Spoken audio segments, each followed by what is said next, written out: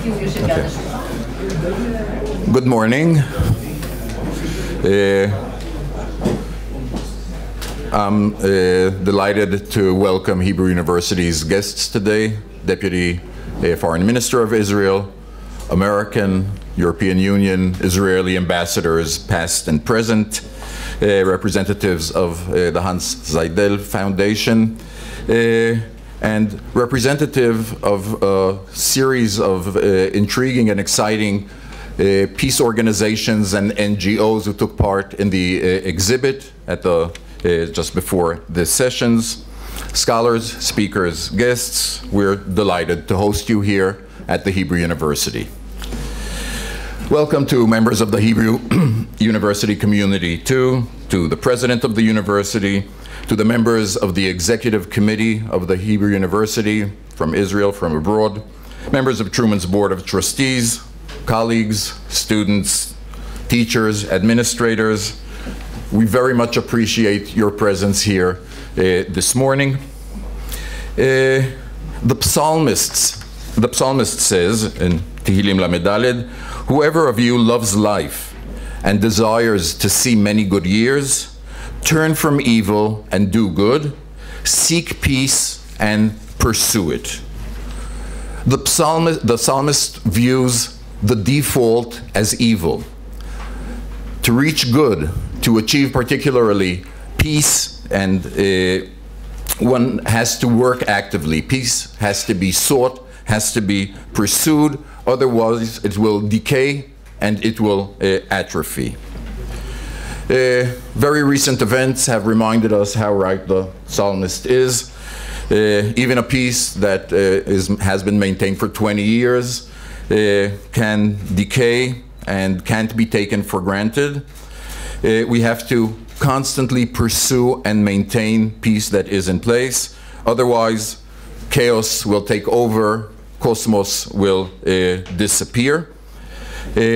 Our deliberations today will focus on how that can be achieved, how we can maintain peace in a turbulent and volatile Middle East. Just one word closer to home, this conference was actually the opposite of the psalmist idea. It was extremely well organized. There was cosmos, and then chaos came and changed our plans. So Naama Shpeter, the executive manager of the director of the Truman Institute, prepared an exquisite conference with 25 Jordanian guests, ambassadors, dignitaries, activists, and so forth. But on Thursday, chaos suddenly took over, and some very valiant efforts and imaginative and creative efforts by Naama and the other staff of the Truman Institute enabled us to be here together. So once again, I thank our distinguished guests, presenters, speakers, and all of you for coming. And I'm proud to ask Professor Ben Sasson, President of the Hebrew University, to greet the conference. Ladies, gentlemen, ambassadors, distinguished guests, it's home. It's home for the minorities, Truman. Here even the Chinese are a minority. Not to speak about Jordanians, Jews, French. And the secret of this place is that in order to make peace, we have to leave a space between people. In order to make space, we have to be more modest. And I think that it could be the heart of this conference. We should ask ourselves today, what have we done wrong? What should we do better in order to have it better in the future? And it's not just a conference about niceties. Today, we are not going to escape a very serious question being in this neighborhood, in its both meanings, having this political context, and not escaping from the responsibility of this very institute that for many years committed itself and is going to commit ourselves for the future of the region. I do not have to go to the details. think that we all got the hints from what I said. We are concerned. We see some of the challenges. We need a perspective. You are the ones who are going to give us the perspective. And we are going to do our homework after this conference. Maybe we haven't done it enough before. I want to welcome you after these maybe heavy words and to ask for your apology. We made an effort. We postponed the beginning of the executive committee today, and we will be leaving, many of us, at 10:15 in order to continue with the other deliberations. A group of our friends from all over the world came on time on Friday, on Saturday, and we will continue. But I wish you all the best, and we are looking forward to your discussions in order to learn more, to know what to do tomorrow in order to make sure that the day after tomorrow is brighter. Welcome to the Hebrew University.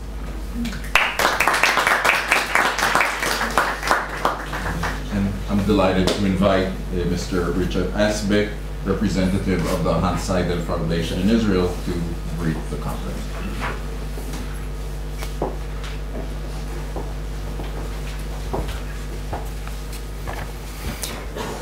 Dear guests, dear speakers of the conference, dear partners of the Hebrew University, ladies and gentlemen, I welcome you here all at the occasion of the 20th anniversary of a treaty of peace between Israel and Jordan. The anniversary provides us with the opportunity also to look back. 20 years ago, a large number of foreign guests came from all corners of the world into the desert between Israel and Jordan. They came to honor the historic moment which was so important for the stability in the Middle East. The place of the ceremony, the valley of the Arava, required a bit of logistics for the incoming dignitaries. In case of the German delegation headed by our foreign minister, it flew into Ovda airport in the Negev, and a convoy of the German embassy continued further to the Arava. All went well. The delegation attended the ceremony. Only on the way back, the convoy made an unplanned stop in the middle of the desert, and one of the vehicles of the convoy had broken down, and it required the minister to halt.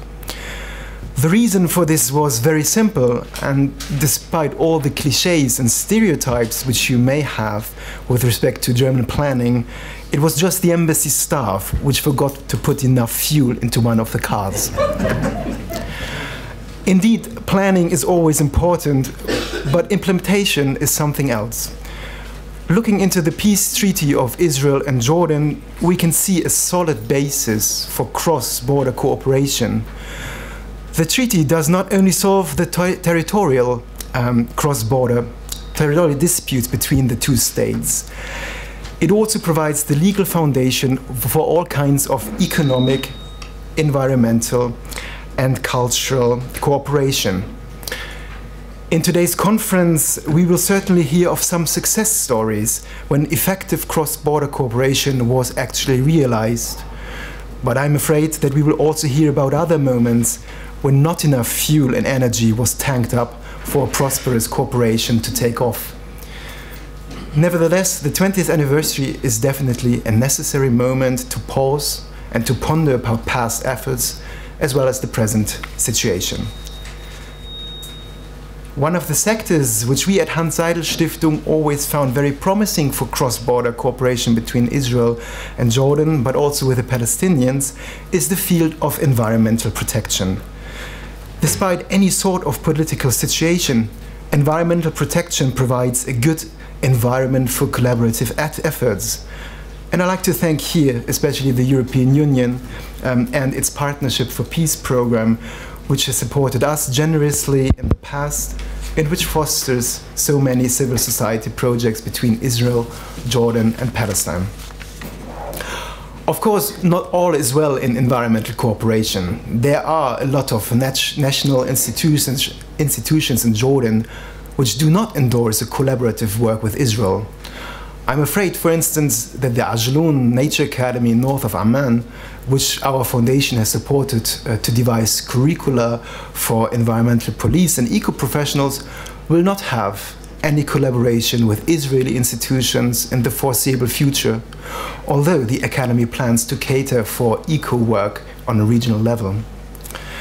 We all know the reasons for the limits of cross-border exchange. At the same time, I wonder how useful it is to miss out on so many opportunities.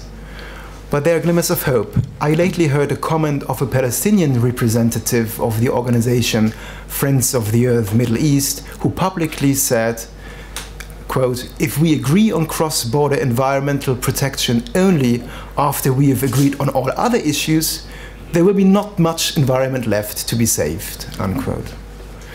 Sure, environmental protection is not the most important and most decisive sector which will positively impact upon the Israeli-Jordanian bilateral relations. On the society level, we will mostly reach only out to those individuals who seem to like animals more than mankind. Nevertheless, such a cooperation does foster human and institutional bonds. This is mainly true because environmentalists with a conviction do not care so much about borders, and we can go a step further. If you present the environmental cause in a convincing manner to authorities, borders can become less relevant. This has happened to us once at one of our cross-border workshops, which we used to bring transport an injured vulture from Jordan to the bird clinic in Ramat Gan in Tel Aviv. I can tell you personally that sitting with an injured vulture in a car, which eventually turned out to be a seasick scavenger, was not the most pleasant moment of my life. But it was eye-opening to witness the Israeli-Jordanian coordination for the sake of the vulture's life. And we literally flew then through Sheikh Hussein border crossing with hardly any passport check. On this note, I wish to all of us some interesting moments and insights to find out where we should put more of our fuel and energy for promoting cross-border cooperation. I would also like to thank the Hebrew University and the Harry Truman Center, and also especially Naama Spitter and also Professor Menachem Blondheim, and very good insights to all of us. Thank you.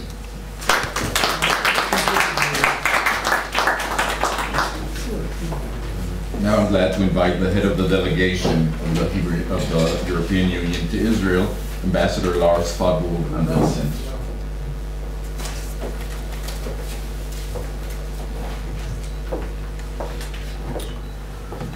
Dear friends, dear colleagues, I would like to thank the organizers, in particular the Truman Institute and Hebrew University, for inviting me to this event marking the 20th anniversary for the Israeli-Jordanian peace treaty.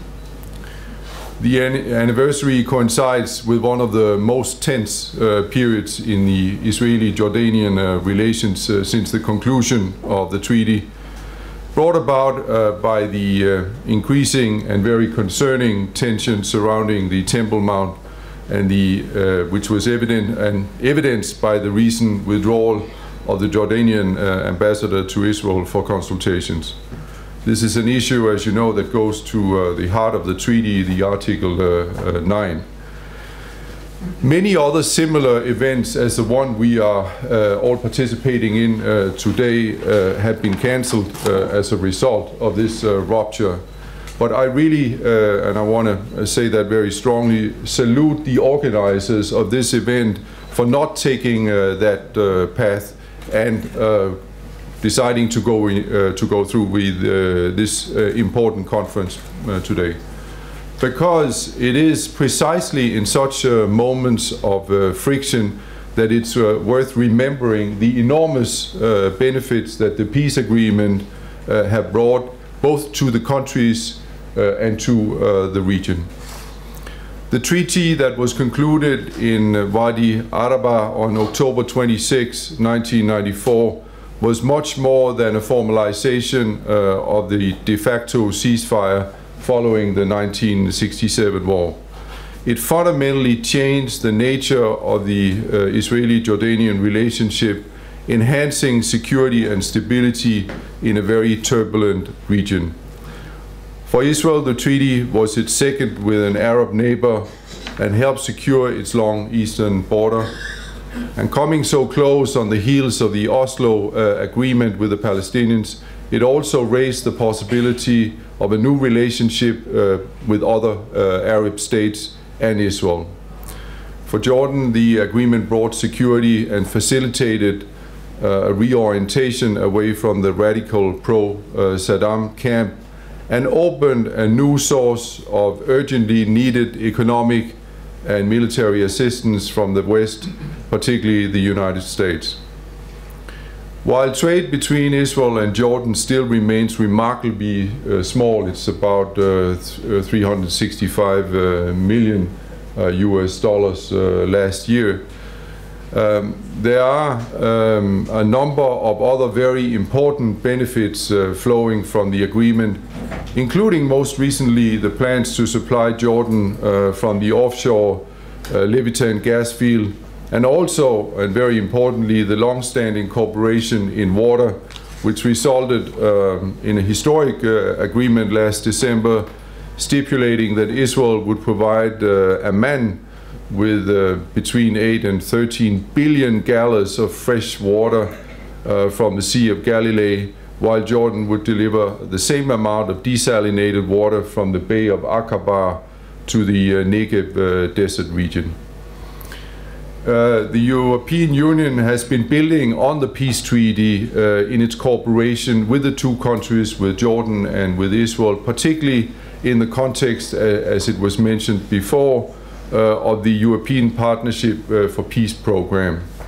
Currently, we are funding joint projects between Israel, Palestine, and Jordan in such diverse fields as cross-border cooperation on prevention of natural disaster, final status issues for a two-state Israeli-Palestinian solution, and an environmental master plan to which reference was made just before for the Jordan Valley. The biggest impediment to realizing the full potential of the Jordanian-Israeli peace treaty still, I think, remains the unsolved Israeli-Palestinian conflict. A significant portion of the Jordanian population, of which 60% is of Palestinian origin, still 20 years after the agreement was signed, resist normalization with Israel, I suppose principally due to the Israeli occupation of the West Bank and Gaza. In my view, it serves to underline the enormous additional potential a comprehensive settlement of the Israeli-Palestinian conflict could bring to Israel's cooperation not only with Jordan, but also with other Arab neighbors within the context of the Arab Peace Initiative, at a time where there is a growing communality of interest between Israel and countries like Egypt, Jordan, Saudi Arabia, and the Gulf in confronting some of the key regional challenges, including the Islamic State and Iranian hegemony. It is the European Union's hope that such a regional approach could be launched in a near future. On that, I want to wish you a fruitful discussion, and I thank you very much for your attention.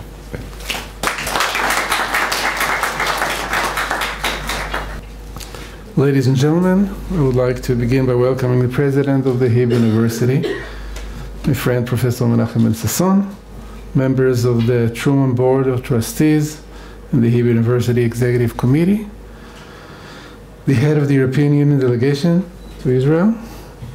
I would like to thank you all for coming, our ambassador to Jordan, Dani Nevo.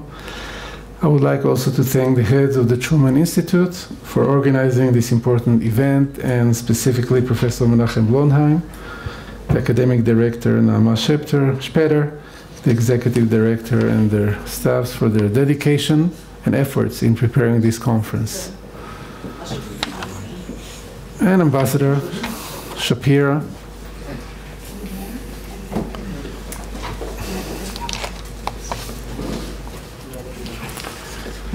I'm pleased to be here with you at the Harry Truman Institute for the Advancement of Peace to commemorate the 20th anniversary of the Israeli-Jordanian Peace Treaty. There is no better venue to have this conference than the Truman Institute.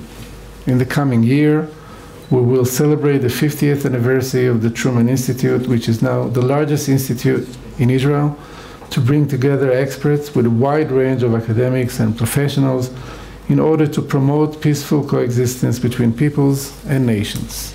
Distinguished ambassadors, guests, colleagues, and friends. 20 years ago, under the blazing heat of the afternoon sun, nearly 5,000 people gathered in the symbolic place of the Arava Valley to celebrate the Israeli-Jordanian peace agreement. Guided by strong faith, the late King Hussein and the late Prime Minister Rabin reached a peace agreement, and by doing so met an enormous challenge. It required courage, determination, and mutual trust. These two leaders succeeded in narrowing the huge gaps between their positions. They were determined to work together in good faith, to make concessions when needed, and to make their belief in a better future for Israelis and Jordanians a reality.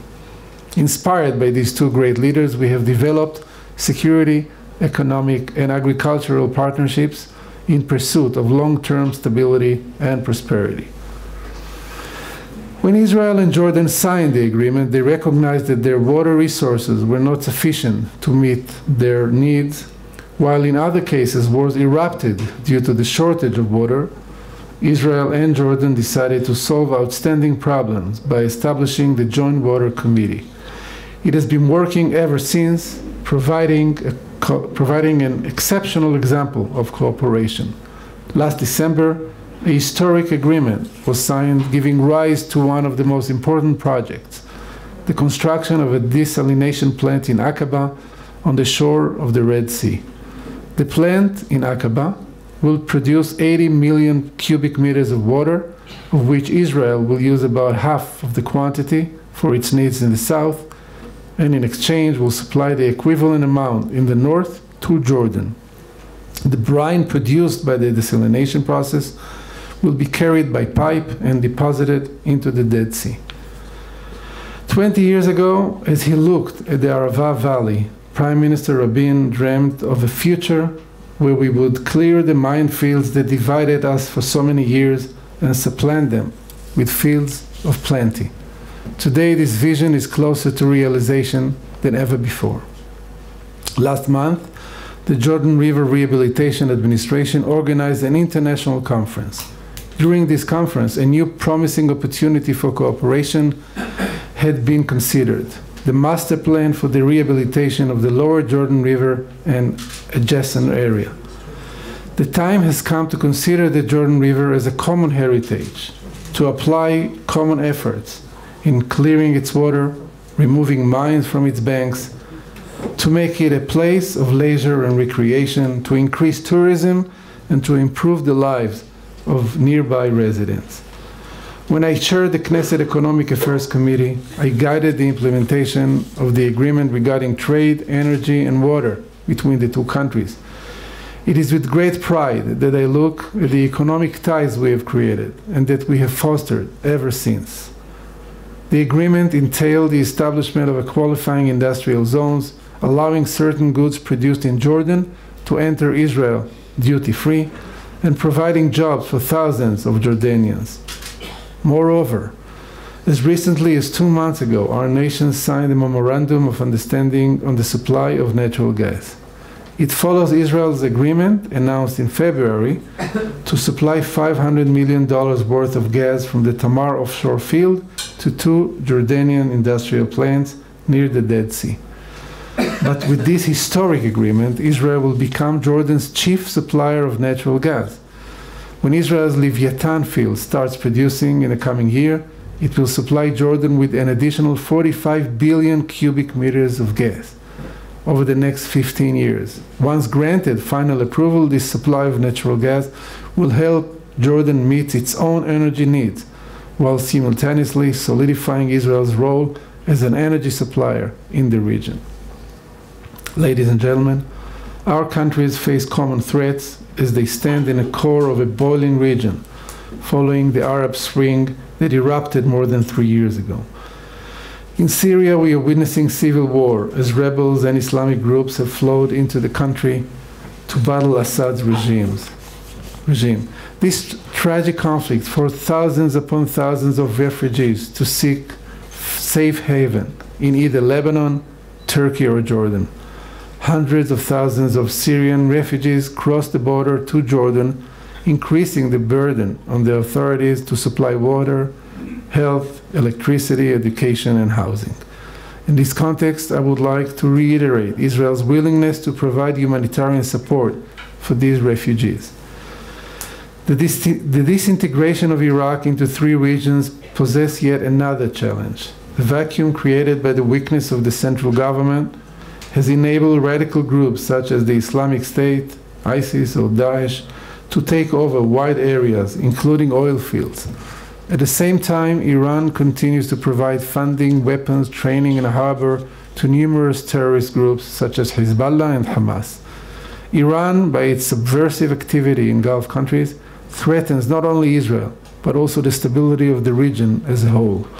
As Iran remains the main sponsor for terrorism, the international community must prevent it from implementing its military nuclear program.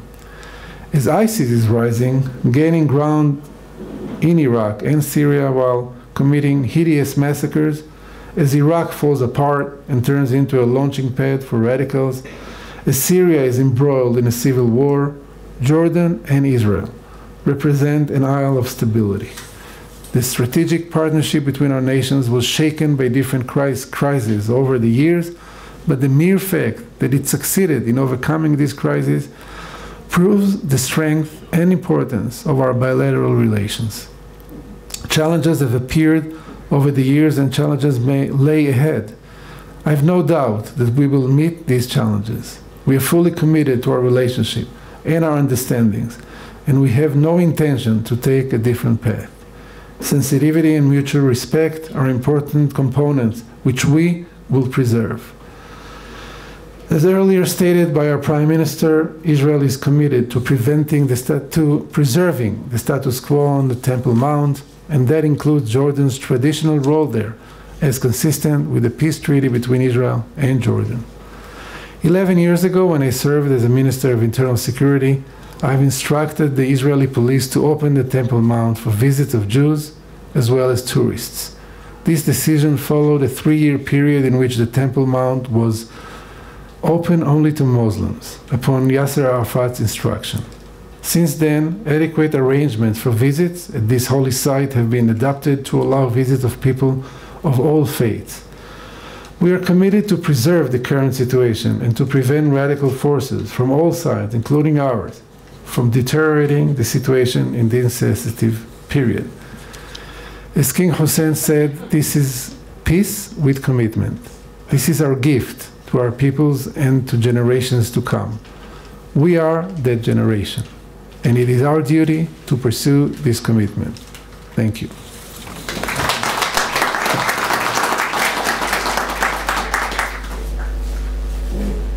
Thank you very much, Deputy Foreign Minister. And now for an introductory address, I invite Ambassador Alfred Moses, member of the Truman Institute's Board of Directors. I promised to finish before the board has to leave for its meeting. Boker Tov, good morning. Ani Sameach Lehiot Po. באמת בגיל שלי אני שמח מאוד להיות בכל מקום. I'm happy to be here. At my age, in truth, I'm happy to be anywhere. But age gives you a perspective, as was said earlier. Incidentally, Pastor Blunheim, don't be concerned about chaos. Tohu vohu. Chaos preceded creation. So we're in for a creative time. I do have perspective. 66 years seems like yesterday. Harry Truman was my president. And the song we sang in high school, get ready. If your hair is wavy, join the Jewish Navy. Fight, fight, fight for Palestine.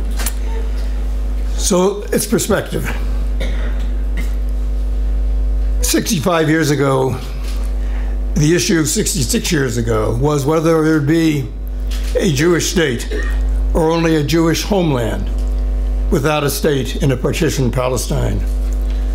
The Jews were a minority in man-made Palestine, about 1/3 of the population at best.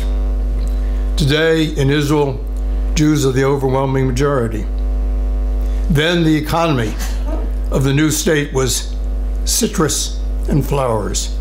Today it is high tech and energy. Then Israel still had, if you'll permit me, a shtetl mentality. Today Israel has a global outlook. Israel then was militarily weak. 6 armies of nations surrounding Israel invaded Israel. 3 of those armies were trained by the British. Today, Israel has overwhelming military superiority over any one Arab nation or all the Arab nations combined. Today, Israel has peace treaties with Egypt and Jordan. Syria, Lebanon, and Iraq are in shambles. And Saudi Arabia is more concerned about terrorism in Iran than it is about the Jewish state of Israel. Today, Israel faces no immediate existential threat. Its military is far superior to that of any nation or all the nations in the region. Its economy is growing, and it is a modern economy. Israel is also a functioning democracy. Those aren't just words. When you have a functioning democracy, you have stability. The only functioning democracy in the region, the most stable country in the region.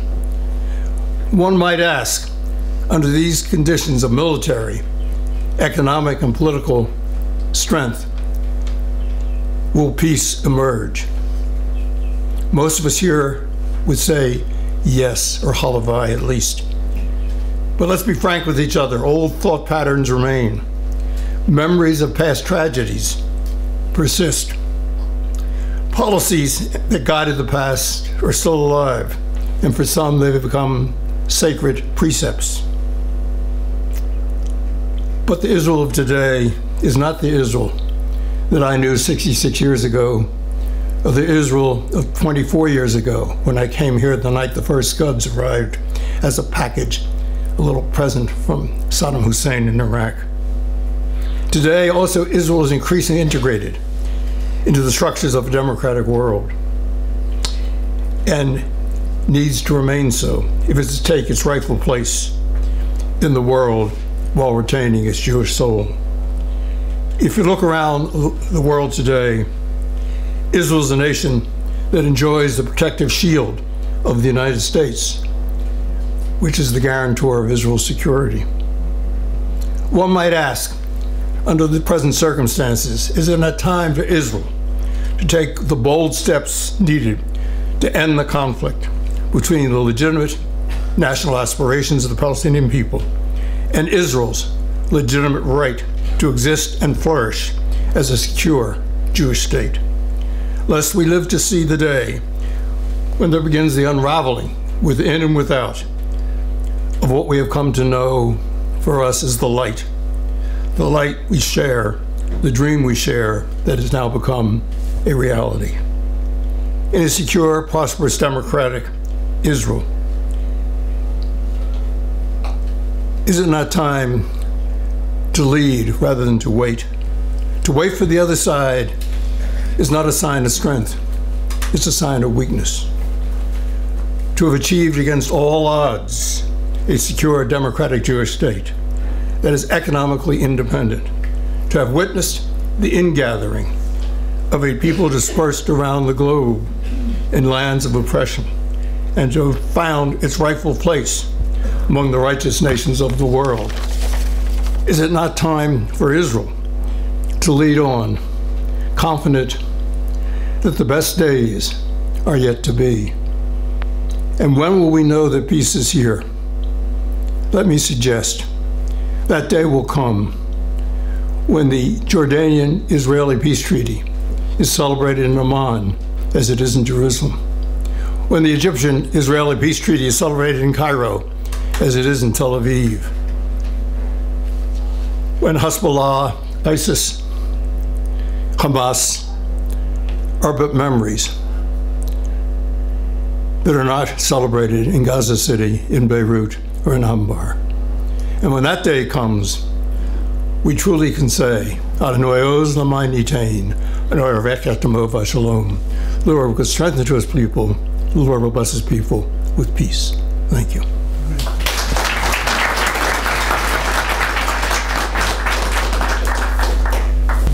Times have changed, the conference has changed, and so is my assignment overnight. So I do not have a prepared text by any means. I speak as a former ambassador to Israel. I speak as a former ambassador to Israel, served as head of the American Embassy twice. 35 years ago, I came as the #2 to Israel under a great American ambassador, Sam Lewis. And I hark back to certain elements of that time when the euphoria of the Camp David, the Egyptian-Israeli peace treaty was beginning to wear off a bit, where things were flaring up in Lebanon, and Israel started or continued to cope with Palestinian terror attacks along the north, and things looked grim in that respect. In a sense, I wish the Egyptian flag were also here. There's so much, of course, depended on that major breakthrough, which gave a precedent, if you will, for the Jordanian-Israeli peace treaty and many other movements.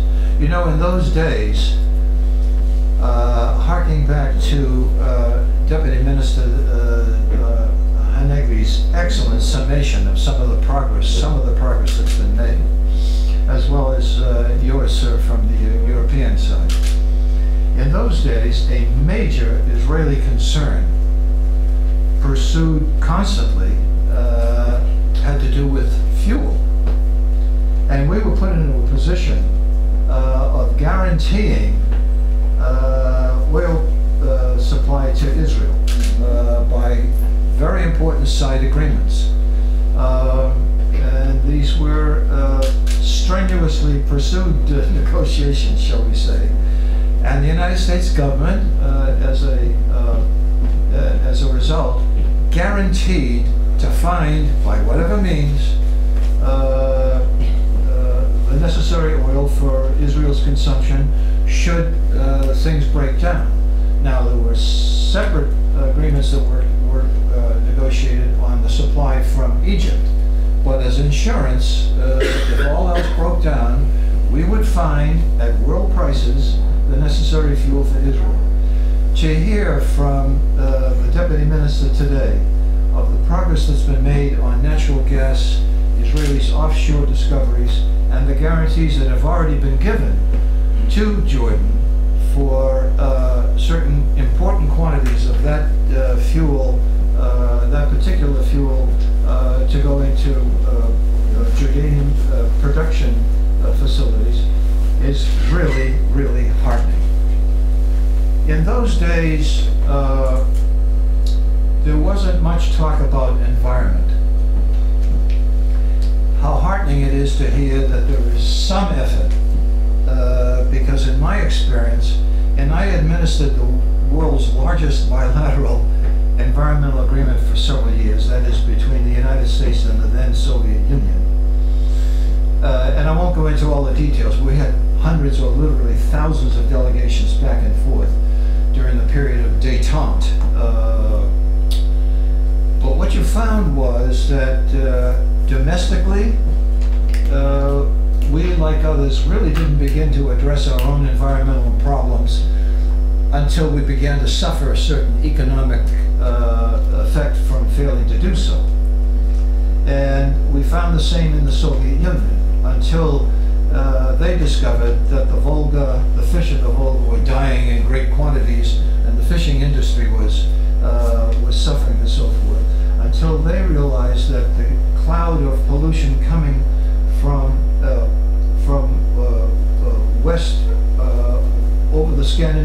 Peninsula was killing their trees, did they begin to really start to cope? One hopes that it doesn't have to go that far elsewhere in the world. I've seen too many cases of that I could go on recounting of a similar process.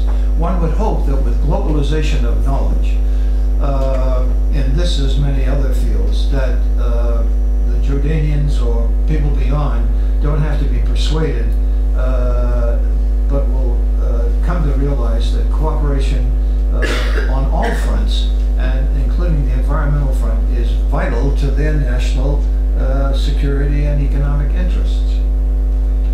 We face today a couple of massive challenges. One is globalization of everything, good and bad. High-tech information, media, social media, and terror. And we are witnessing a combination of religiously rooted, ideologically nationalistic terror, which is ominous and growing. We're concerned in today's discussions with the Middle East, but the phenomena of ISIS or ISIL, Al-Qaeda, and so forth already go far beyond the Middle East, even if you define the Middle East from Iran to the Maghreb and so forth. We're talking about Africa, we're talking about the self-radicalization of young people in England and Europe and the United States, who for a variety of reasons feel impelled to join this kind of terrorist movement, naively or otherwise.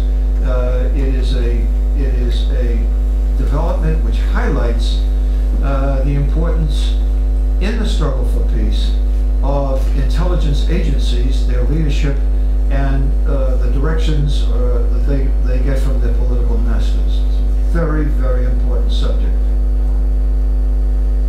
We're witnessing the ongoing developments of concern on the nuclear front. And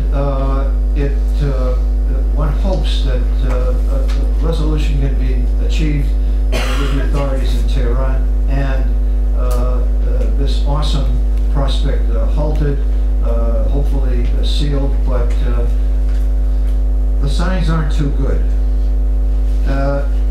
I was never a nuclear specialist, but I recall going all the way back to World War II, the Soviet determination to get their equivalent of the American bomb, even though Harry Truman had offered to share peaceful nuclear data and so forth. Stalin was determined to get this deterrent, and from that day you could count that the Chinese under Mao would demand it, which demand caused a great rupture in Sino-Soviet relations.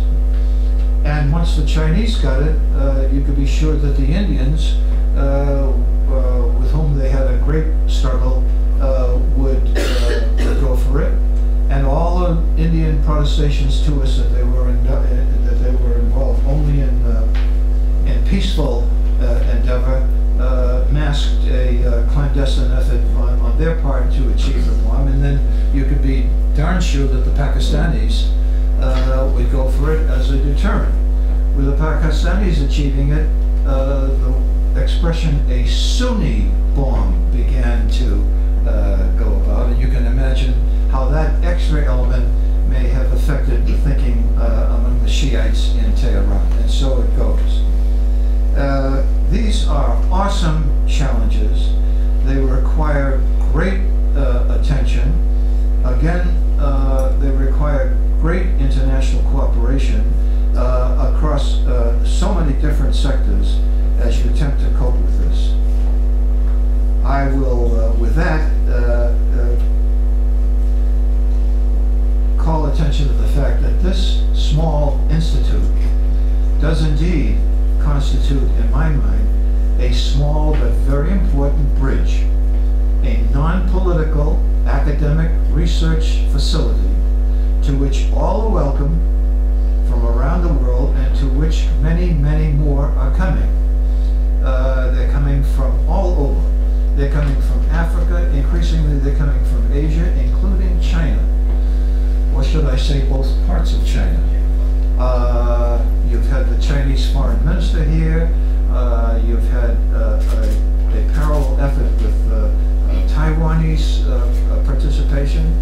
And as one who has spent a great deal of his career in that particular field, how remarkable it is to note that after millions of lives were lost in the Chinese struggle between Mao and Chiang Kai-shek, and after years and years of the most bombastic bombardment, physical bombardment of the islands held by Taiwan off the China mainland, and after horrendous propaganda campaigns back and forth, as we meet today, there are thousands of visitors from the mainland in all the Taipei hotels, in all the museums and the cultural sites.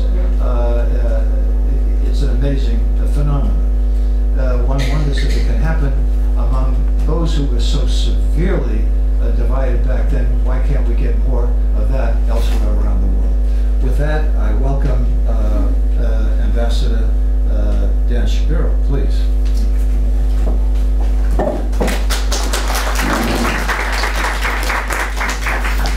Well, good morning, Boker Tov. Thank you, Ambassador Brown. It's always a pleasure to be with one of my most distinguished predecessors, and you left our embassy, but through your involvement in the Truman Institute, you never really left Israel, and that's a good thing. Ambassador Farborg Anderson, my fellow panelists, Ambassador Nevo, members of the Hebrew University Executive Committee and the Truman Institute Board of Governors, Professor Blondheim, Nama Speter, distinguished guests, ladies and gentlemen. It really is, I want to start with a word about the Truman Institute. It really is a particular pleasure for me to return to the Harry S. Truman Research Institute for the advancement of peace. President Truman gave his blessing to the establishment of an institute specifying that his name could only be attached to an institution that was actively pursuing peace, which of course this institute has done relentlessly. This conference is just the latest manifestation of your commitment. The Truman Institute is a pioneer in efforts to improve relations and advance peacemaking between Israel and its neighbors, also between other, to build bridges in other conflicts, as we just heard. And we at the U.S. Embassy have been privileged to be partners in these initiatives for over 3 decades. From the dialogue projects of the 1980s that brought Israelis and Palestinians together through your conferences, your research projects, your regional meetings, the work you do complements very much our own work to advance peace. And despite the complications and challenges of regional political and security situations, and in fact maybe because of them, your work in the region continues to be of extraordinary importance and value.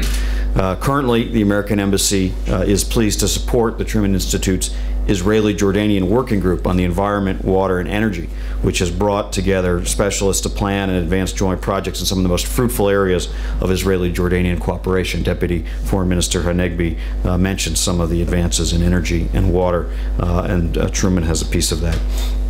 As many as you know, Ambassador Brown's not my only distinguished predecessor who joined the Truman Institute's leadership cadre. His former boss and all of our mentor, the great Sam Lewis, was also deeply involved in the Truman Institute's work for many years. And of course, we all mourn his passing from earlier this year. A word, too, about returning to Hebrew University, which for me is always a pleasure in a very personal way. This extraordinary university is inseparable from the Zionist idea, and its development has been intertwined in the history of the Zionist movement from its earlier years and the establishment and growth of the State of Israel. And similarly, through the founding of the Truman Institution, with its path-breaking work and distinguished leadership, the university has helped shape its ties with America. And you've in that regard strengthened the unshakable alliance that binds our two nations. And for me, it's always like coming home here. Visited countless times over the last quarter century since I was a student at Hebrew University, and including several times as ambassador. And I continue to draw on my studies here, which helped launch me on a career to gain deeper understanding of Israel and the Middle East. And that's a well that never runs dry. So a word of thanks. Now, the Middle East is notoriously unpredictable. But even so, I think when the Truman Institute staff initially conceived of this conference, planned around the 20th anniversary of the signing of the Israel-Jordan peace treaty, I don't think any of us expected to be facing as complex a picture as we see today. Terrorism rearing its ugly head again right here in the heart of Jerusalem. Provocations seemingly coming from all directions. A complex and multi-front battle in Syria and Iraq, the aftermath of the recent war in Gaza over the summer, instability and terror in Sinai, and growing tension and unrest around the Temple Mount, the Haram al-Sharif, across Jerusalem and beyond. These events comprise among the most unsettling combination of challenges we've faced in this region in many years. And while regional actors will be called upon to take tough decisions to overcome these trials, it's also precisely at these moments that American leadership is so vital. I want to say a word about leaders in the region and the American leadership role. There's of course no substitute for engaged and responsible Israeli and Arab leaders to manage crises such as those we face today. Prime Minister Netanyahu and King Abdullah of Jordan spoke directly to one another in recent days, as they have several times before, amidst crises and tensions. That's exactly what needs to happen when these kinds of events occur. They're seeking ways to de-escalate the situation. On another front, Israel and Egypt are in close contact about increased Egyptian military deployments in the Sinai, as called for in the peace treaty, reflecting a common interest they have in preventing terrorist organizations from harming their mutual security. Those kinds of direct contacts and direct communication and coordination mechanisms are essential to managing these kinds of crises and turning them toward opportunities. They're also backed and in some ways grounded in an enduring American investment in peace. Now just try to imagine the Middle East and how it would look today without the decades of the American commitment to enlarging the possibilities for peace and security in this region. If you think about it, the campaign to stop Iran from acquiring nuclear weapons, the efforts to isolate Hamas and its supporters, the ongoing quest for a solution to the Israeli-Palestinian conflict, and a comprehensive Arab-Israeli peace, all of those efforts would suffer if it were not for the gains that we have achieved so far in the decades past. Think about the tensions right here today in Jerusalem, and how much more difficult it would be to unwind what's transpired in recent days without the safety net of American-sponsored Arab-Israeli peace agreements and the prospect of future negotiations, however incomplete and imperfect the results have been so far. President Obama and his administration are constantly striving to identify new opportunities to nurture, sustain, and expand peace in this region.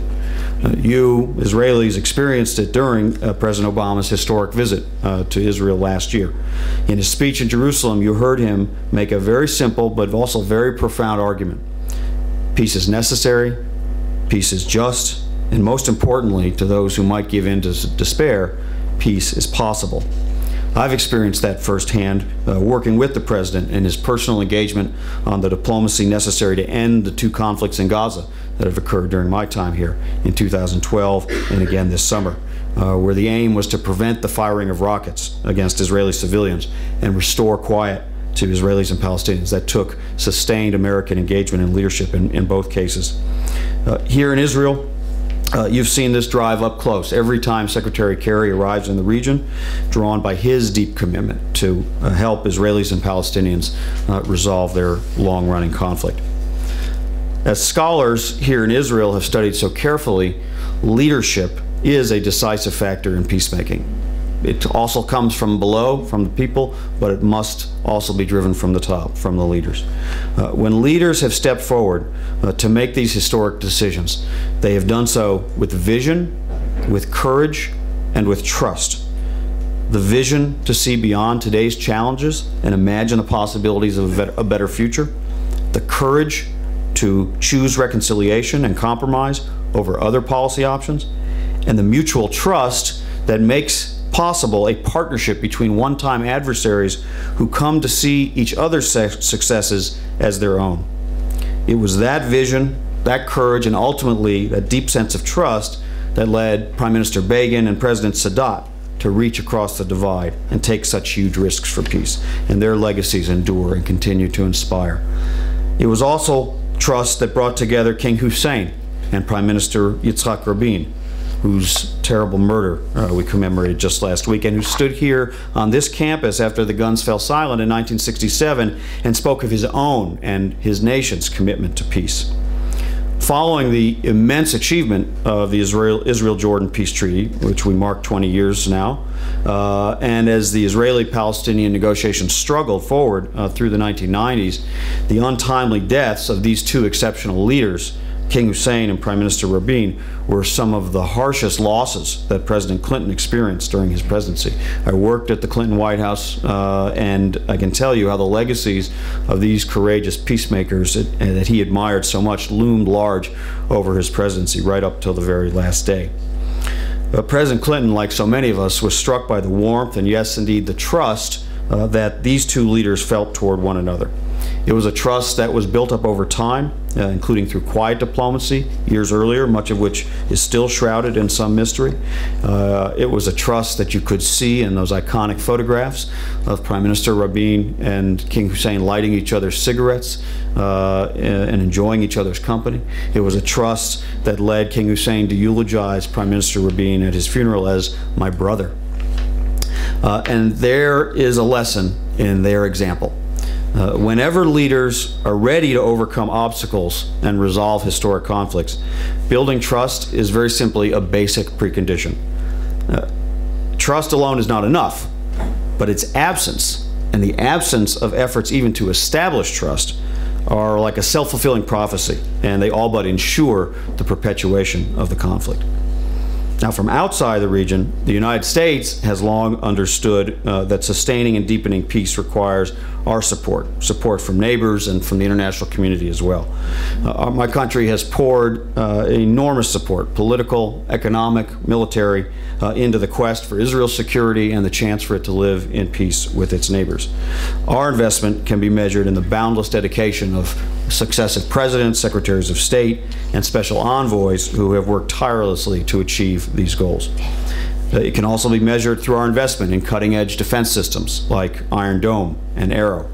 It can be measured through the leveraging of global relationships to generate broader support for the two states for two peoples resolution to the Israeli-Palestinian conflict, and through the building of coalitions to confront terrorism and aggression, and through America's ongoing assistance to Israel, Egypt, Jordan, and the Palestinian Authority, which we've sustained for years at unprecedented level. Our enduring investment in a more secure, more peaceful Middle East is a sacred commitment and very much in our own strategic interest. It's been affirmed by multiple presidents, supported by the United States Congress, and really, I think, quite cherished by the American people. Now, none of us are naive. There are many obstacles, and the road ahead has many twists and turns. Just last week, Jordan recalled its outstanding ambassador to Israel, my good friend Walid Obadat. We very much hope he returns soon. His presence here is vital. Neither has the peace between Israel and Egypt been a simple endeavor, as extremists continue to try to undermine it almost every day. All across the region, there are forces of obstructionism and extremism and rejectionism that are continuing to challenge the forces of moderation. Even if we think back 20 years ago to that amazing celebration in the desert, it was contrasted at the same time with protests and terror. Normalization, then as today, faced tremendous challenges. But in the face of challenges, it's exactly then that supporters of peace must respond by redoubling their commitment. And so it's important that Israelis and Arabs know that the United States will never ease up on its investment in achieving an enduring peace. It's precisely because of this enormous investment that we're so concerned about recent events in Jerusalem. I'll echo the messages you've heard from Secretary Kerry and the White House by restating the United States' belief in the critical importance of maintaining the status quo at the city's holy sites. As Secretary Kerry said in Paris, the recent confrontations, including at the Al-Aqsa Mosque, are of deep concern to us. Holy sites should not become sites of tension, and concrete steps need to be taken now by all sides to de-escalate that situation. The Secretary noted, and of course the Israeli government notes as well, that Jordan has a very special role to play at the holy sites that is enshrined in the peace treaty, and obviously we hope all parties will work to reduce those tensions. My government's in close contact with all the parties who have a stake here, and we're exploring a range of ways we can support a de-escalation. At a time like this, it's also important that we restate the core principle that violence and terrorism are unacceptable. The United States has repeatedly condemned recent terrorist attacks, including the horrific incidents at the light rail stations in which innocents were murdered, and the abhorrent attempt to kill Yehuda Glick, and we wish him refuah shlema. Now, gathering as we are in Jerusalem, there's more than enough going on locally to monopolize all our attention. But if we pull our gaze back a little bit, we can see there are some other major struggles around the horizon as well. And I'd like to speak briefly about one of those struggles. That's the U.S.-led effort to degrade and ultimately destroy ISIL. The fight against ISIL is today one of the United States' highest priorities. Whether we call it a cancer or a scourge, ISIL, which represents neither Islam nor a state, is carrying out a campaign that is nothing short of an attack on humanity. The brutal murders of Americans James Foley and Stephen Sotloff will not soon be forgotten, nor will the despicable acts of violence that have been perpetrated against thousands of Iraqi and Syrian civilians. The United States is leading a battle against ISIL because we recognize the threat it poses to our friends and allies in the region, to civilian populations in its path, and ultimately to the United States and others beyond the Middle East. Our strategy stands on 4 pillars. First, the United States and our coalition partners have launched hundreds of airstrikes against key ISIL targets in Iraq and Syria, which are having an impact, destroying ISIL military assets and supporting local ground forces in their efforts to roll back ISIL's gains.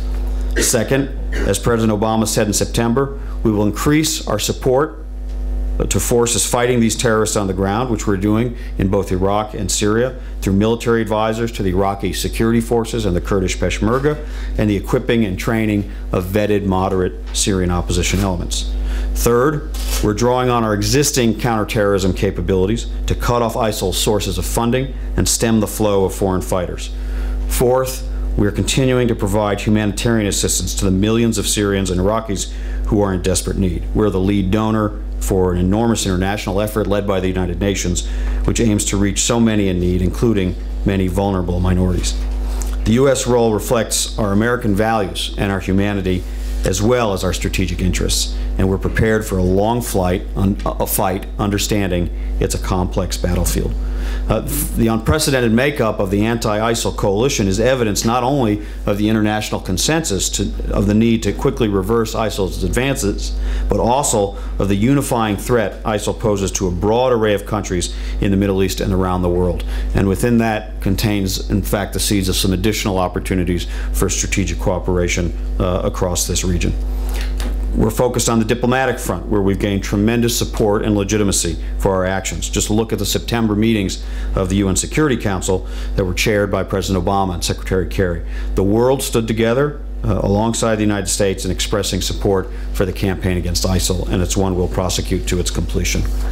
As President Obama said last year in Jerusalem, and it was a reminder again to us in those meetings at the United Nations in September, whether it's in the pursuit of peace or in the need to confront threats to our own common security, American leadership must remain a constant feature in this uncertain world.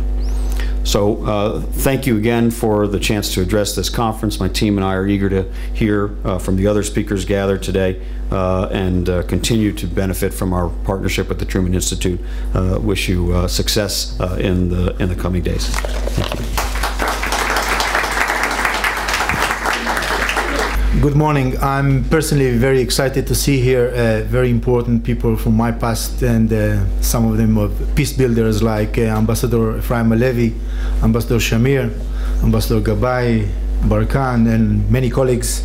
And I'm really delighted to be here. I would like to focus a little bit on the Jordanian side rather than the Israeli side, and I'll immediately tell you why. I've arrived to Jordan firstly on June 2000, and next week I'll be celebrating personally my 12th year in Jordan. I've served 6 years as a DCM in the Israeli embassy in Jordan, left in September 2006 and came back in November 2009 as an ambassador. And my slogan as an ambassador was that the national interest of Jordan is an Israeli national interest, and we have to realize that, because such projects have as the desalination to swap water between Jordan and Israel, which was initiated by Professor Uri Shani, the head of Israeli Water Authority, was presented to the Jordanian by us in 2008, and unfortunately only in, well, luckily, only in December last year it was signed, and 2 weeks ago we have established a formula in which the tenders for the implementation of the project will go ahead. But I would like to emphasize on the Jordanian side, and I hope that in a few words I will describe what's going on in Jordan and why the situation is so fragile and so sensitive. Jordan is a kingdom combined. Today they have over 11 million inhabitants in Jordan. Only 7 million out of them are Jordanians. Out of these 7 million, a majority of 65% are from Palestinian origin. So anything happens in our side of the river, even in Gaza or in the West Bank, has an immediate impact on the Jordanian society. And we have to realize that. And I will come back to Al-Aqsa question and to the gravity of the situation of Al-Aqsa and why it is so important. Because we are in a situation in which we are going to sign 2 major strategic agreements. We have amazing ties in the security field that I don't know much about it, and we will not talk about it, but all of that is in jeopardy because of a situation that can be out of our hand. Haram al-Sharif or Al-Aqsa or Temple Mount, whatever you call it, we have to realize that not only that we have recognized His Majesty King Abdullah II as the custodian of the holy sites for Islam in the holy in Haram al-Sharif, this is a situation in which most of 1.8 billion Muslims in the world don't really care about reality or about the facts or about the status quo. What they care is some of the imams will say that the Jews are conquesting or penetrating Al-Aqsa. It's enough. And it is enough to put every Israeli and Jew all around the world in jeopardy. It is enough to put all these peace agreements in jeopardy. And we have to realize that members of Knesset of Israel, when they are going up to the Haram al-Sharif, in the eyes of the laymen in Jordan, it is with the agreement of the Prime Minister of Israel, which is not a reality. The Prime Minister commit himself more than once that he is committed to maintain the status quo. They don't give a damn, sorry about the word, about it. They don't really care about the facts. We have to take precautions and to do our utmost in order to maintain the peace and quiet and the status quo in Haram al-Sharif, because this can be the explosion of everything. And we have to realize that every citizen of Israel have to realize that the Jordanian citizens are not watching Channel 2. They are watching Al Jazeera. Al Jazeera chooses to show its audience what he ever chooses to show, and not necessarily the reality.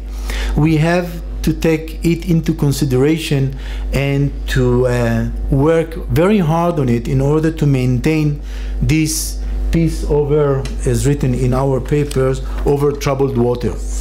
Because I was here in Truman Institution, I think in 2004, celebrating the 10th anniversary.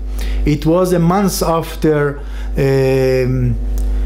we assisted Sheikh Yassin to reach his peace, and turmoil all around the region, and I had to evacuate the embassy again.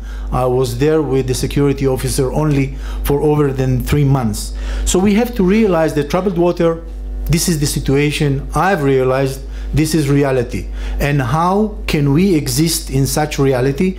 And we should not lose hope, and we should work on the public and civil projects in order to make the peace between two nations. I remember when the peace treaty was signed, I was in Norway in discussions of I was the coordinator of the refugee working group in the multilateral peace talks. And the peace treaty was signed on the 26th of October.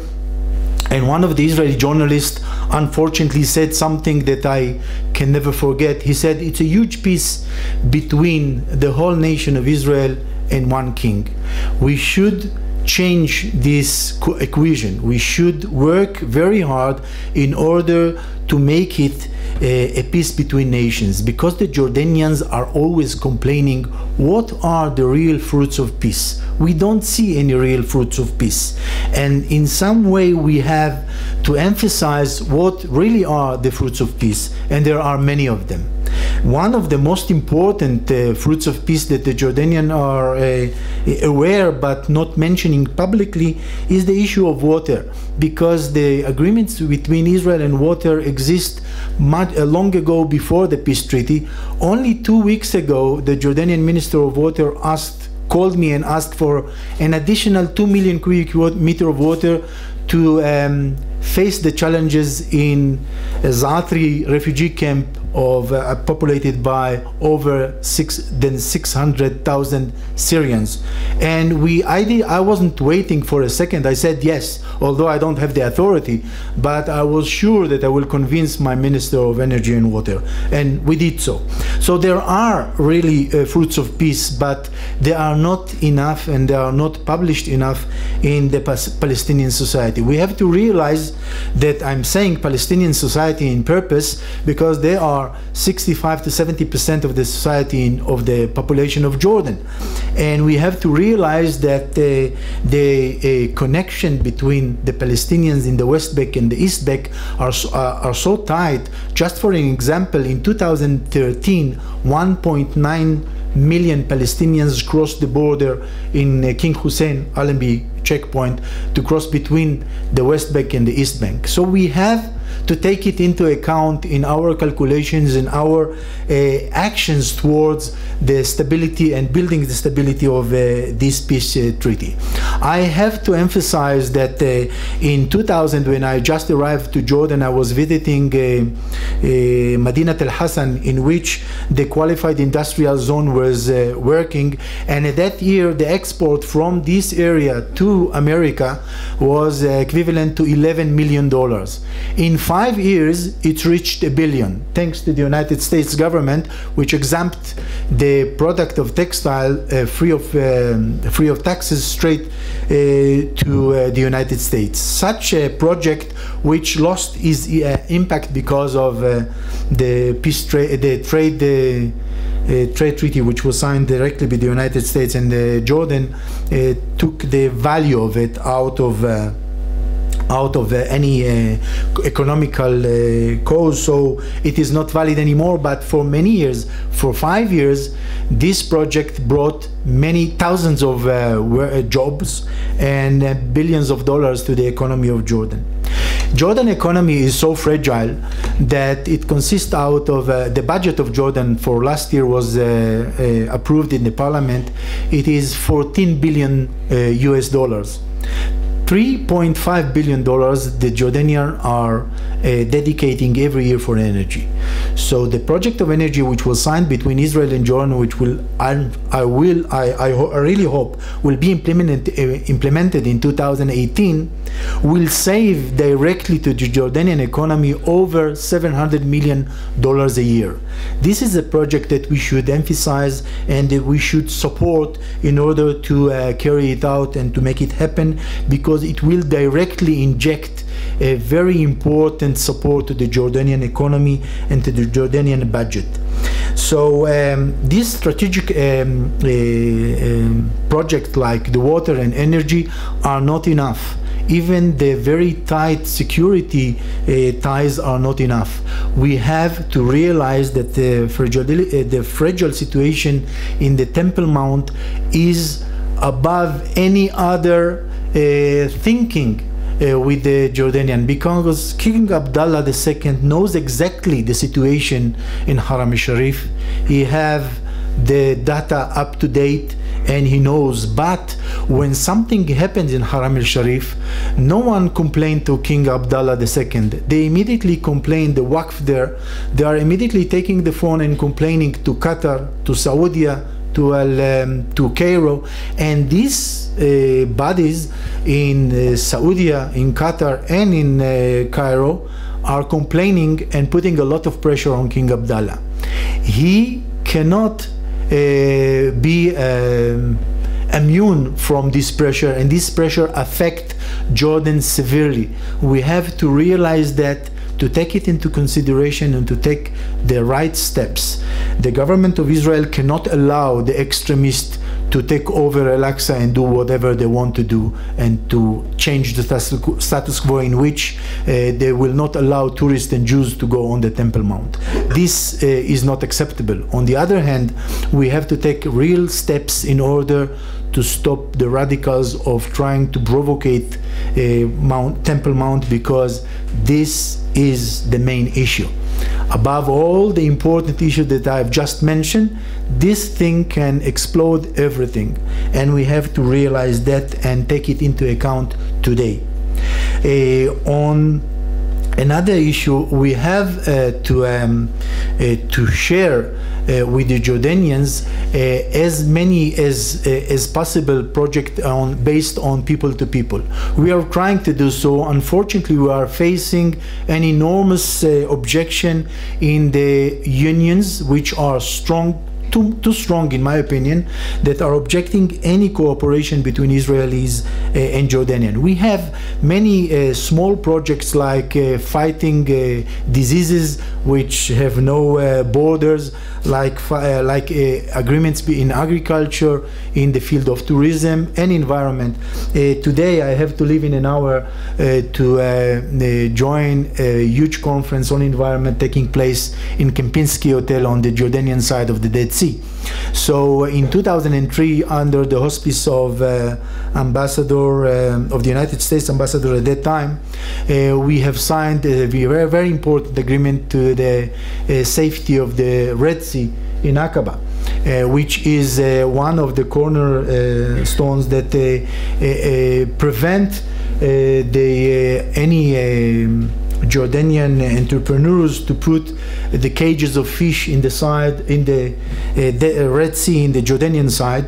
We were establishing our objection on this agreement, which was signed in 2003. So in the field of environment, we have many important things that are taking place. We have many projects on the field of paramedics. Only a year and a half ago, 18 Jordanians graduate as paramedics after 3 years of studying in the University of Ben Gurion, and they are actually saving lives in Jordan. In 2003, the toll road in Jordan was 950 casualties in 1 year. It dropped down to less than 300 this year because of one of the reasons is this important project that took place between Jordan and Israel, between Magen David Adom and Red Crescent. So we have to take into account what is Jordan, what the Jordanian regime have to face on a daily basis. Jordan is facing now a massive movement of refugees and other. There are over 2 million Syrians that fled Syria and came to Jordan. This is a huge pressure on the Jordanian economy. The Jordanian economy is subsidizing over 25 products like water, electricity, wheat, oil, sugar, and others. And there are 4.5 million foreigners living in Jordan, enjoying the subsidies without paying any taxes. And we have to realize that the pressure on Jordan is massive. So we have to do our utmost to ease the pressure from Jordan from our side. Not enough has been done. And we are trying in our ministry, myself, the ambassadors who were there before me, we are trying very hard in order to promote relationship between people to people and to establish small projects that are not big enough to be on the press or television, but are important enough to bring people together. Thank you very much.